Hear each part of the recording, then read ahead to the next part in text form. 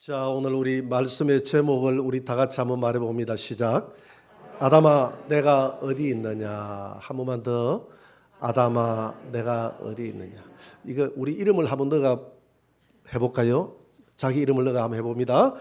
동령아, 내가 어디 있느냐? 예, 지금 예배의 자리에 앉아 있는 거 안 보이십니까? 할렐루야. 어릴 때 우리가 놀이 문화가 지금 아이들하고 너무 달라요. 그렇잖아요. 우리 어릴 때는 저는 TV도 없었고 우리 동네에 라디오 한 대가 들어왔는데 난리가 났어요. 어릴 때 전기도 안 들어오고 그때 어디 뭘 놀 데도 없고 그래서 그냥 자연히 우리의 놀이 문화터였습니다.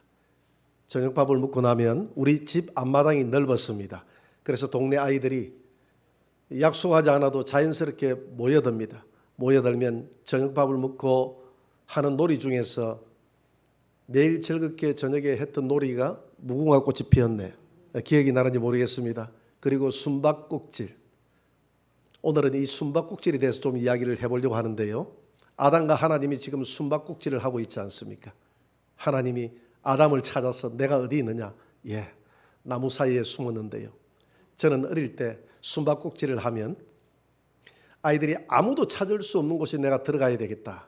그래서 어떤 때는 흙간에도 들어가고 이 집동을 모아놓으면 집동 사이에도 들어가고 개울에도 들어가고 대문 뒤에도 숨고 담벼락에도 숨고 하다가 어느 날 제가 묘안을 생각해서 우리 집 안방 벽장에 들어갔습니다.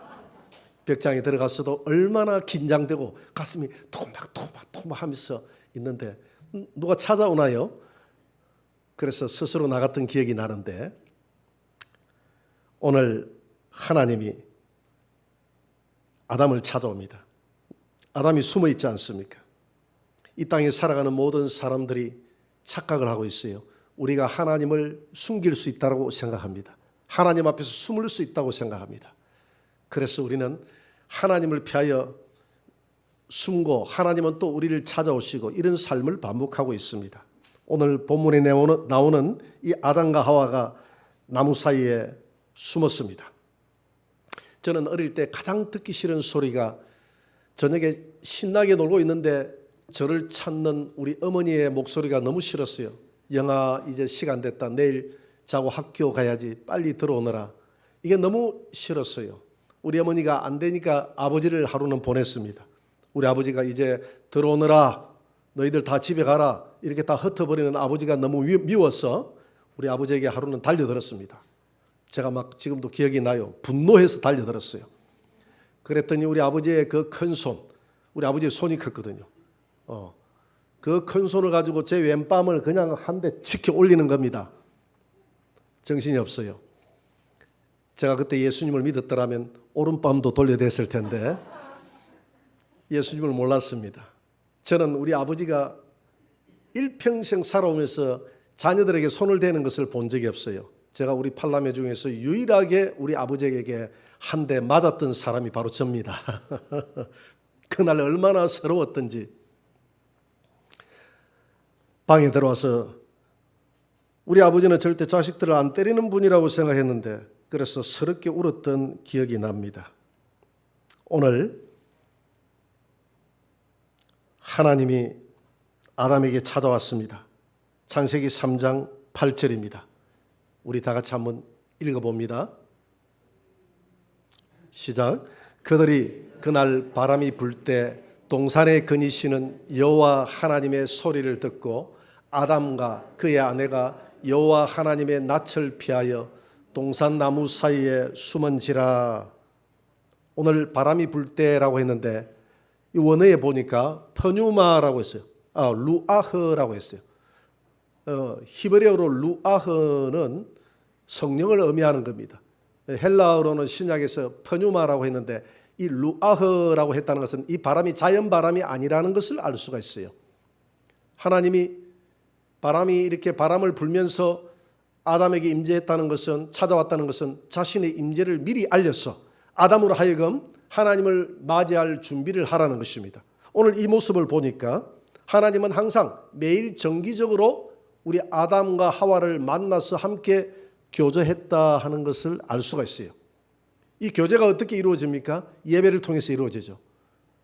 자연스럽게 예배를 통해서 하나님은 아담에게 가르치시고 말씀하시고 그에게 영원한 생명의 양식을 먹으시고 우리는 이 예배를 통해서 하나님 앞에 아멘과 찬송과 기도로 화답을 합니다. 이렇게 하면서 하나님과 교제가 이루어져요. 오늘 이 예배를 통해서 하나님과 무한히 영적으로 교제하시는 저와 여러분들이 되시기를 바랍니다. 오늘 영상 예배를 통해서도 예배 드리는 우리 성도들, 두세 사람이 내 이름으로 모인 곳에 하나님이 함께한다고 했으니 하나님과 복된 교제가 이루어지게 되길 바랍니다. 하나님은 이렇게 예배 가운데서 교제하기를 원했고 매일같이 이렇게 하나님은 아담과 하와를 찾아와서 이렇게 예배를 통해서 교제를 하고 또 가시고 이런 모습들을 보게 되는데 어느 날 여느 때와 마찬가지로 하나님이 찾아왔는데 아담이 숨어버렸어요. 아담이 숨어버렸습니다.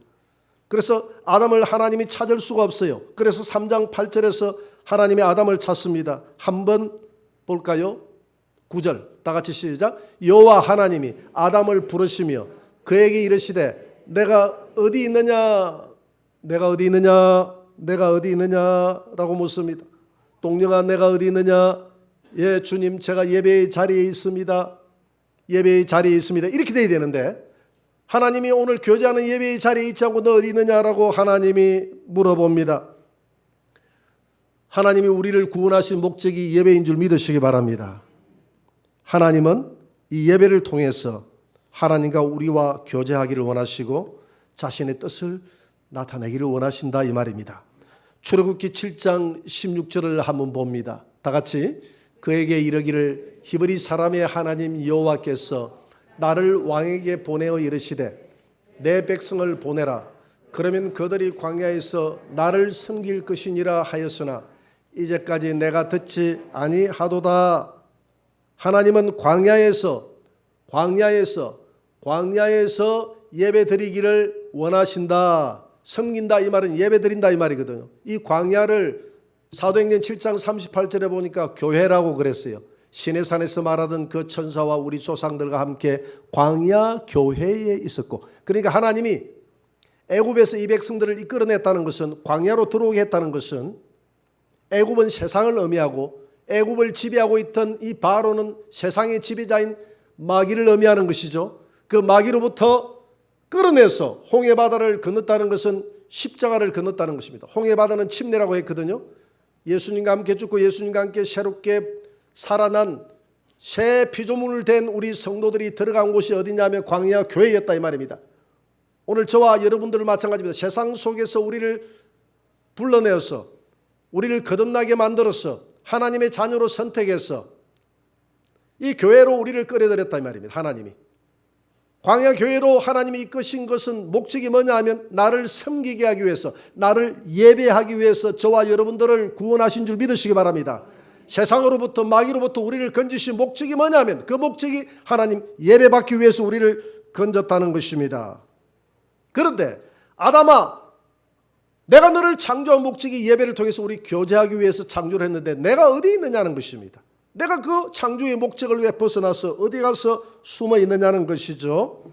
여러분, 오늘 아담은 그렇게 말씀하시는 하나님 앞에 이렇게 말씀합니다. 창세기 3장 10절을 한번 봅니다. 다 같이 창세기 3장 10절 시작. 이르되 내가 동산에서 하나님의 소리를 듣고 내가 벗었으므로 두려워하여 숨었나이다. 하나님은 빛이십니다. 죄는 어둠이잖아요. 빛과 어둠이 공존할 수 없잖아요. 빛이 오면 어둠이 사라지고 어둠이 들어오면 빛이 사라집니다. 절대 공존이 안 되는 거, 마치 물과 기름이 공존이 안 되듯이 지금 내가 벗었기 때문에 하나님과 공존할 수 없어요 이 말이거든요. 하나님과 공존할 수 없다는 것입니다. 우리는 이 예배를 통해서 하나님 앞에 영광을 돌려야 되는데 지금 아담은 하나님이 아담을 창조하신 목적인 그 예배의 본질을 잃어버리고 있었다는 것입니다. 그래서 우리는 오늘 저와 여러분들에게 하나님이 묻습니다. 사랑하는 내 아들아, 내 딸아, 지금 너희들이 어디에 있느냐? 예, 우리는 예배의 자리에 있습니다. 이렇게 해야 되는데 우리가 이 자리로 나오지 못한다는 것이죠. 이 예배는 코로나 같은 특수한 환경 속에서는 가정에서 예배를 드릴 수가 있어요. 과거의 우리의 경험을 보면 로마 시대에 핍박이 심했을 경우에는 카타콤에서 동굴에서 예배를 드렸습니다. 공산 치하에서는 가정에서 예배를 드렸어요. 특수한 환경 속에서는 이렇게 흩어진 예배도 때로는 필요한 줄 믿습니다. 그래서 가정에서 영상으로 예배 드리는 여러분들이 자유하시고 예배 드리시기를 바랍니다. 하나님은 두세 사람이 내 이름으로 모인 곳에는 내가 함께 한다고 했어요. 할렐루야, 믿으십니까? 그런데 우리가 중요한 사실은 우리가 흩어져서 늘 가정에서 이렇게 개별적으로 예배 드리는 그것이 온전한 예배다라고 생각해서는 안 된다는 것입니다. 한국 교회에 설문조사를 해보니까 성도들에게 설문조사를 해보니까 한 20% 정도의 성도들은 코로나가 끝이 나도 가정에서 예배를 드리겠다 이렇게 답변을 했습니다. 우리가 왜 함께 모여서 예배를 드려야 되느냐 하면 우리 예수님이 우리에게 주신 지상과제가 있어요. 그게 뭐냐면 너희는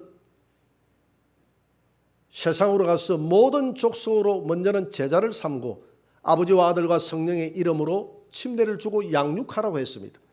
우리가 모여서 함께 있을 때에 뜨거운 열정을 가지고 세상에 나가서 제자를 삼을 수가 있고 그 사람들을 모아서 양육할 수가 있는 거예요. 여러분, 장작 더미가 따로 떼어져 나면 이 장작 더미에 불이 타지 않습니다. 장작 더미를 함께 모아놓으면 활활 불이 타요. 초대교회 성도들이 매일같이 모여서 예배 드렸던 이유가 어디에 있느냐 하면 그들이 그 예배를 통해서 성령 충만을 받고 그 성령 충만함을 가지고 예수님이 주신 지상과제가 복음 전파이기 때문에 세상에 나가서 복음을 전했습니다. 그리고 그들이 교회에 들어오면 양육해서 하나님의 자녀답게 성장할 수 있도록 만들었어요. 그래서 교회의 본질은 뭐냐 하면 이 예배를 통해서 모이는 겁니다. 모여서 뭘 했느냐 하면 예배 드렸다 이 말입니다. 모여서 찬송하는 것이 예배예요. 모여서 기도하는 것이 예배의 행위다 이 말입니다.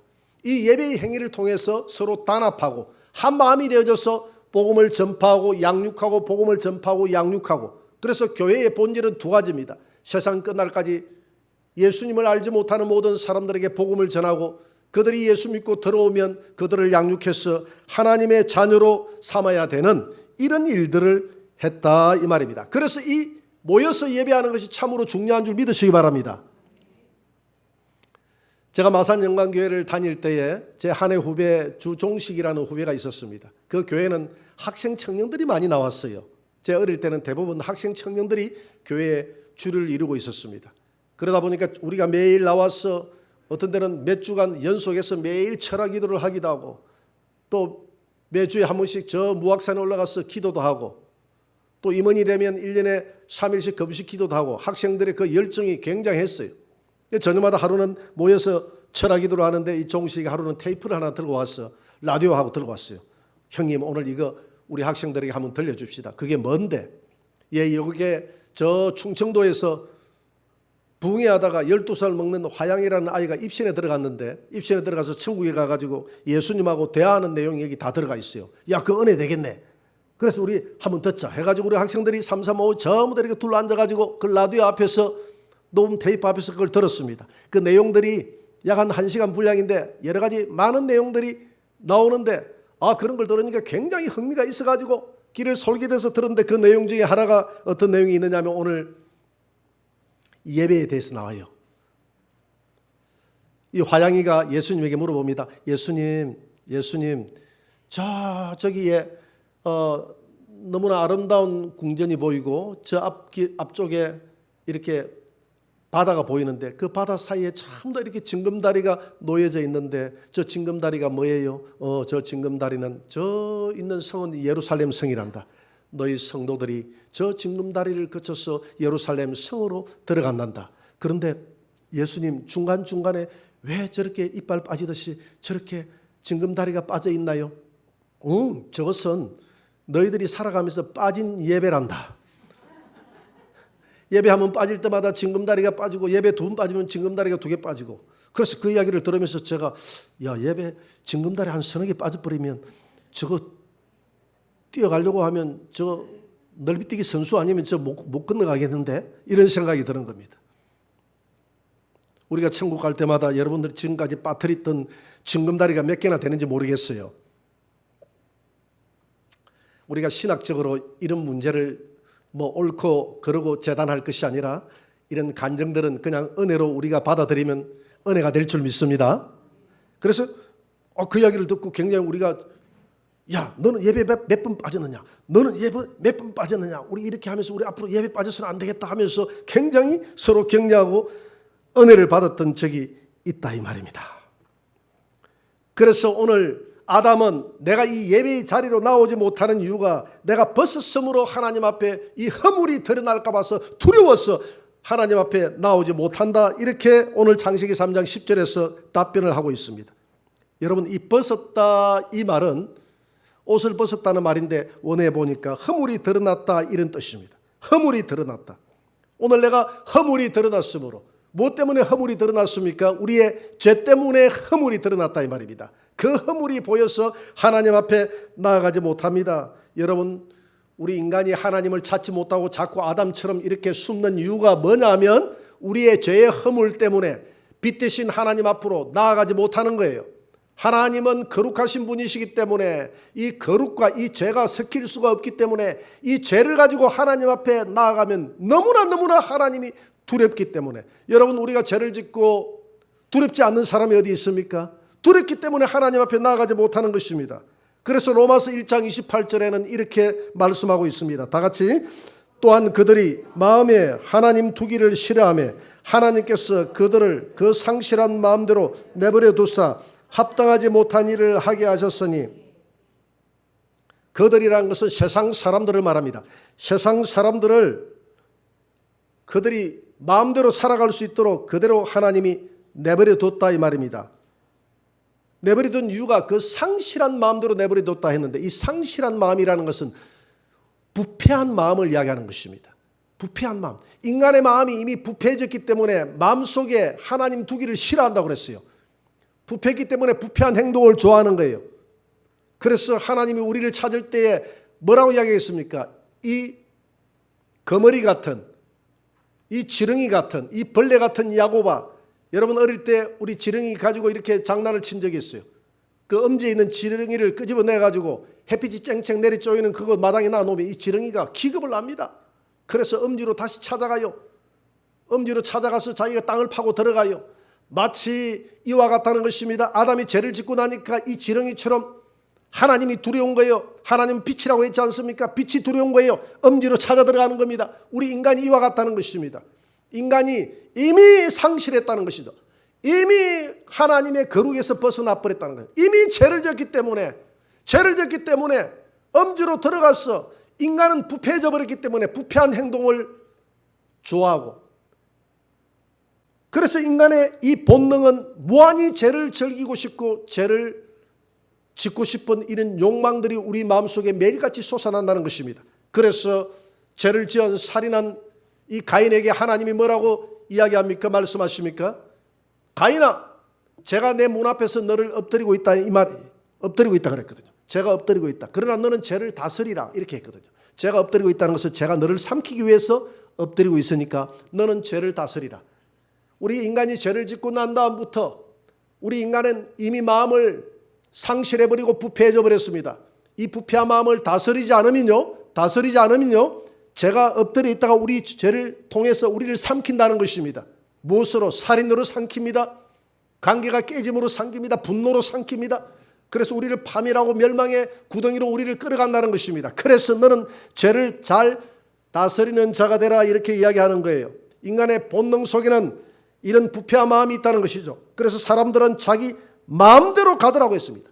그래서 이사야 53장 6절에 보니까 사람은 다 양 같아서 그릇 행하여 각기 제 길로 갔거늘 여호와께서는 우리 무리의 죄악을 예수님에게 담당시키셨도다, 이렇게 말씀하고 있습니다. 양은 눈이 어둡기 때문에 눈이 어두운 양은 자기 마음대로 간다는 것입니다. 어떤 사람들은 절로 가요. 어떤 사람은 무당을 찾아갑니다. 어떤 사람은 철학을 찾아갑니다. 자기가 진리라고 생각하는 곳을 찾아가요. 진리라고 생각하는 곳을 자기 마음대로 살아가는데, 하나님은 그 상실한 마음대로 그들이 하나님께만 진리가 있다라고 이야기하는데 그 소리를 듣지 않기 때문에 하나님 그래서 네 마음대로 한번 살아보라 하고 하나님이 내버려 둔다 이 말입니다. 제가 예수님을 믿고 복음을 전하기 위해서 우리 가족들에게 부지런히 복음을 전했습니다. 지금은 이제 예수를 믿고 있는 제 위에 있는 우리 다이어 집사님에게 제가 집에 한 번씩 찾아가서 복음을 전했어요. 다이어 집사가 간증을 했던 극동방송에서 간증을 했던 그것이 테이프로 되어 있는 걸 내가 한번 들어보니까 거기서 뭐라고 간증을 했느냐면 동생이 찾아오면 한 2시간 정도를 자기를 졸졸 따라다니면서 누나 예수님을 믿어야 돼, 예수님을 믿어야 돼, 예수님은 이런 분이 하고 자기에게 귀찮게 하면서 복음을 전했다는 것입니다. 그래서 자기는 그 이야기를 다 들어주다가 마지막 결론이 뭐였느냐 하면 이렇게 답변을 했다고 그래요. 그래, 영아, 네 이야기 잘 들었다. 잘 들었는데 세상 너희 기독교인들은 종교를 진리를 믿지 않고 있는 사람들에게 가가지고 복음을 전해야지. 나는 지금 진리를 믿고 있는 사람이야. 그래서 항상 우리 다이어 집사의 이론은 이런 이론이었어요. 산이 있으면 산 꼭대기로 올라가는데 뒤로 올라가나 앞으로 올라가나 옆으로 올라가나 꼭대기에서 다 만난다는 겁니다. 그래서 동생아 내 이야기 들어봐라. 너는 교회를 다니니까 너는 교회라는 그 길을 통해서 꼭대기로 올라가라. 나는 절로 다니니까 절이라는 이 길을 통해서 나는 꼭대기로 올라갈게. 어떤 사람들은 무당을 찾아서 길을 통해서 꼭대기로 올라가, 어떤 사람들은 철학을 통해서, 어떤 사람들은 선행을 통해서 자기 방법대로 그 길을 올라서 등산로를 따라서 산으로 올라간다는 것입니다. 그렇지만 그 길의 방법은 다 달라도 진리는 하나다는 것이죠. 하나는 다 만난다는 것입니다. 진리는 만나기 때문에 진리를 찾는 사람에게 너는 전도하지 말고 이런 진리를 찾지 않고 아무것도 없이 신이 없다고 생각하는 그 사람들에게 전도해라. 나는 진리를 믿고 있는 사람이야. 이렇게 자기는 이야기를 했다는 것입니다. TV에 나와서 예수 믿고 천국 가라고 하는 저하고 이렇게 길은 다 달라도 진리는 하나다고 이야기하는 사람하고 대화를 하면 세상 사람들은 야, 저분 정말 아마 우리 다혜 집사를 칭찬했지 저보고 무식하다고 할 거예요. 저 모르지만 저 무식한 놈 이렇게 이야기할 겁니다. 그러나 고린도전서 2장에 보니까 뭐라고 이야기했습니까? 하나님은 세상의 지혜를 미련하게 만들어버렸다고 그랬습니다.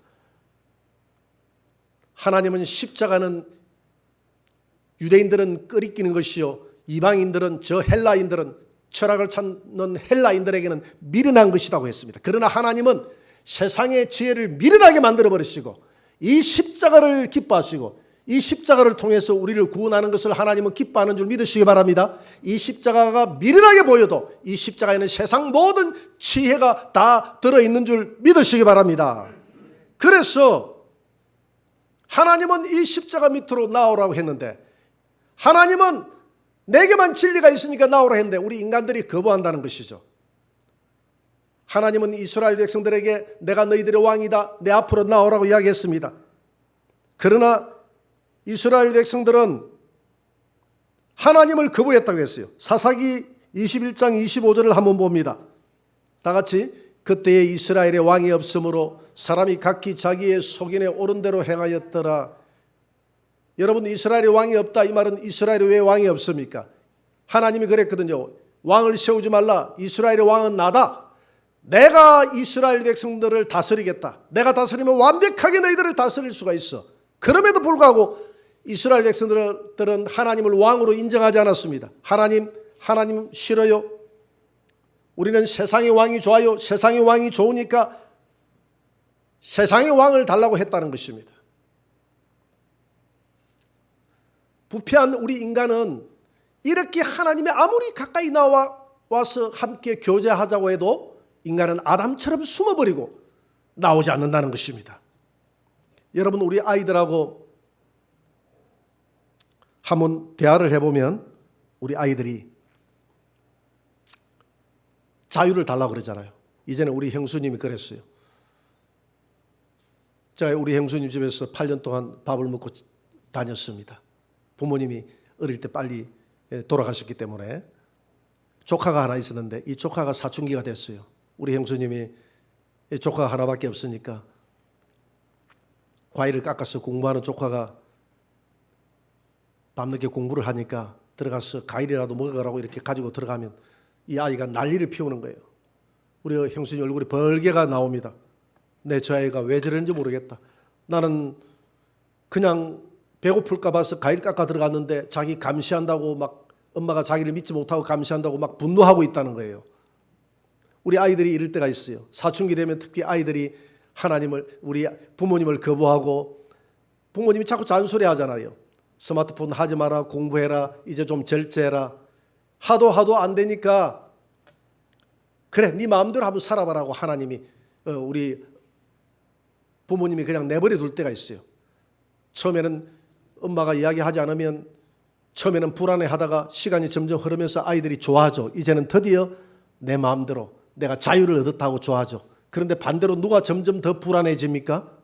네하고 말하기 싫다, 네 마음대로 살아보라고 했던 부모가 점점 마음이 불안해지기 시작한다는 겁니다. 왜 그렇습니까? 내 새끼가 혹시 저대로 방치했다가 지 마음대로 살아갈까 봐서. 여러분, 이 말라기에서 구약의 마지막이 말라기인데 신약의 처음이 마태복음이잖아요. 이 까만 게 말라기예요. 까만 게 구약 성경이고 이 빨간 게 신약 성경인데 이 말라기에서 마태복음 하나 넘어오는 이 사이에 딱 종이 한 장이에요. 종이 한 장. 내 거는 종이 두 장이네. 종이 두 장만 넘기면 신약으로 넘어오는 겁니다. 근데 이 종이 두 장 넘기는 이게 얼마나 걸렸는지 아십니까? 요 종이 두 장 넘기는 요게 400년이 걸렸어요. 400년. 요게 400년이 걸렸다. 구약에서 신약으로 넘어오는 게 400년이 걸렸다 이 말입니다. 말라기를 끝으로 해서 하나님이 입을 다물어 버렸습니다. 난 너하고 이야기 안 해. 나를 왕으로 인정하지도 않는 너희들하고 이야기하지 않아. 내가 너희들 잘 되라고 잔소리했지. 너희들이 내 잔소리 듣기 싫으니까 이야기하지 않아. 너희들 마음대로 한번 살아봐. 너희들 내가 없이 숨어서 한번 살아봐. 사람들은 자기 마음대로 살더라 했는데 마음대로 한번 살아보라고 하나님이 내버려 둡니다. 이스라엘 백성들이 처음이 좋았어요. 그런데 그 기간 동안에 어떤 일이 벌어졌습니까? 헬라 저 그리스가 이스라엘을 점령했습니다. 종이 되었죠. 그 끝나고 나니까 누가 또 이스라엘을 점령했습니까? 로마가 점령을 해서 로마의 식민지가 되고 종이 되었습니다. 그때 이스라엘 백성들이 하나님 좀 도와주세요. 이전 같으면 하나님이 선자를 보내고 사사를 보내서 그 나라를 독립도 시켜주고 할 때인데 400년 동안 말이 없어요. 하나님이 말씀이 없습니다. 하나님 이제는 잔소리 좀 해주세요. 하나님의 잔소리가 그립습니다. 아무리 해도 하나님이 말씀이 없는데 우리 하나님 참 대단하신 분이에요. 400년 동안 말씀이 안 하시고 하나님이 삐끼셨어요. 말씀하지 않는 거예요. 그렇게 생각을 하고 있었는데 내가 조금 전에 이야기했잖아요. 자식하고 부모하고 싸우면 누가 더 불안해한다고요? 부모가 더 불안해하는 겁니다. 하나님과 우리하고 관계가 있는 이렇게 어그러진 사이에 하나님이 마음이 불안한 거예요. 내가 하나님은 불안이 없는 분이신데 인간의 표현으로 그렇게 한 것입니다. 하나님은 이 기간 동안에 하나님은 우리 인간들을 구원할 계획을 가지고 계셨는데 이 400년이라는 이 기간 동안에 하나님이 준비하셔서 하늘 보좌를 버리시고 하나님이 결단해서 육체를 입고 이 땅에 내려오는 이런 거대한 거사를 하나님은 이 400년 동안 계획하고 있었음을 믿으시기 바랍니다. 그래서 그 하나님이 육체를 입고 이 땅에 오신 분이 바로 예수님인 줄 믿으시기 바랍니다. 그래서 요한복음 1장 10절에 주님이 뭐라고 말씀하셨습니까? 하나님이 내 땅에 와서나 내 백성들이 나를 영접하지 아니하였도다. 그러나 나를 영접하는 자에게는 하나님의 자녀가 되는 권세를 주었으니. 할렐루야.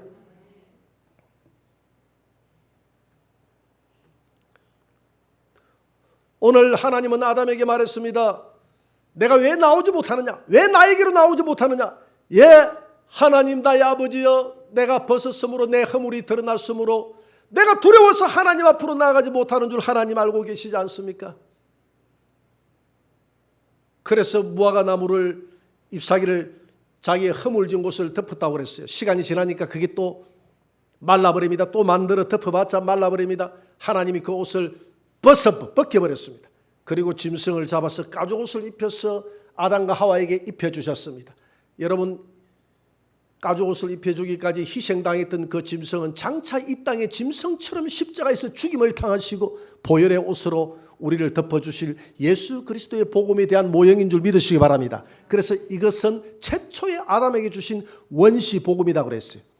이 원시 복음을 통해서 아담의 허물을 덮어준 것입니다. 하나님은 오늘 우리에게 말씀하십니다. 내게로 나오라고 할 때 주여 우리의 죄와 허물이 두려워서 하나님 앞에 나아가지 못한 상실한 마음, 부패한 마음을 우리가 가지고 있는 것을 주님 알지 않습니까? 그래서 내 앞으로 나오라는 것이다.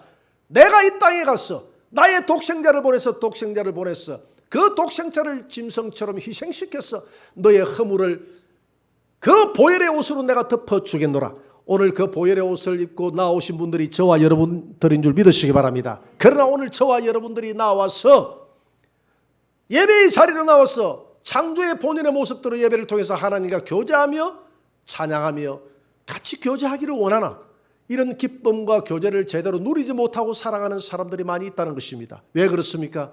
이미 예수님이 십자가를 지고 우리의 무거운 짐을 다 짊어졌다고 했사온데 우리가 아직도 내 무거운 짐을 내가 짊어지고 있는 사람들이 있기 때문에 이 주님이 주시는 자유와 기쁨과 행복을 누리지 못하고 있다는 것이에요. 주님은 그래서 우리에게 말했습니다. 어찌하여 자유를 누리지 못하느냐? 내가 죄가 많기 때문입니다. 내가 죄를 이미 짊어지노라. 내가 매일 짓는 자범죄가 있다면 너의 죄를 내가 주홍 같은 죄를 양털같이 희게 해줄 것이다. 내게 나오라. 너의 죄가 아무리 많을지라도 동에서 서가 많은 것처럼 내가 던져버리노라. 그것도 불안하다면 내 등 뒤로 내가 던져버리노라. 그것도 불안하다면 내가 이 너의 죄를 밟아서 저 깊은 바다 밑으로 집어넣어버리노라. 그것도 불안하다면 아예 내가 기억조차 하지 아니하겠노라. 내게로 나오라. 아담아 숨지 말고 내게로 나오라. 철수야 영이야 숨지 말고 내게로 나오라. 할렐루야. 너의 모든 염려와 근심의 짐을 내가 짊어져 주겠다고 하는데 왜 아직도 무거운 짐을 짊어지고 있느냐? 왜 세상 염려와 근심의 짐을 짊어지고 있느냐? 십자가 밑으로 다 내려다오. 내가 대신 짊어져 줄게. 하나님은 오늘도 우리에게 이렇게 말하고 있는 줄 믿으시기 바랍니다. 이 앞에 나와서도 나오지 않는 것처럼 자유와 행복을 누리지 못하는, 복음의 기쁨을 누리지 못하고 살아가는 우리의 모습을 발견하게 됩니다. 눈만 뜨면 염려지 않습니까? 눈만 뜨면 근심이지 않습니까? 오늘 주님은 아담을 불러내서 아담을 정죄하기 위해서 불러낸 것이 아닙니다. 아담에게 허물을 덮어주는 그 가죽옷을 입혀주기 위해서 아담을 불러낸 거예요. 할렐루야. 죄에 빠져있는, 절망 속에 빠져있는 저와 여러분들을 예배의 자리로 불러내서 하나님이 너 이렇게 죄졌지, 너 왜 근심해, 우리를 책망하기 위해서 불러낸 것이 아니라 우리의 허물을 덮어주고, 할렐루야, 우리의 염려와 근심의 짐을 우리 예수님이 짊어져 주기 위해서 우리를 불러냈다 이 말입니다. 여러분, 우리 하나님 앞에 다 맡기시기 바랍니다. 십자가 밑에 여러분들의 염려와 근심의 짐, 세상에서 실패의 짐, 슬픔의 짐, 눈물의 짐, 아픔의 짐, 모든 짐들을 십자가 밑에 다 내려놓고 주님이 주시는 참 자유와 평강과 복음에 대한 가벼운 사명의 짐만 짊어지고 살아가시는 저와 여러분들이 되시기를 주의 이름으로 축원합니다.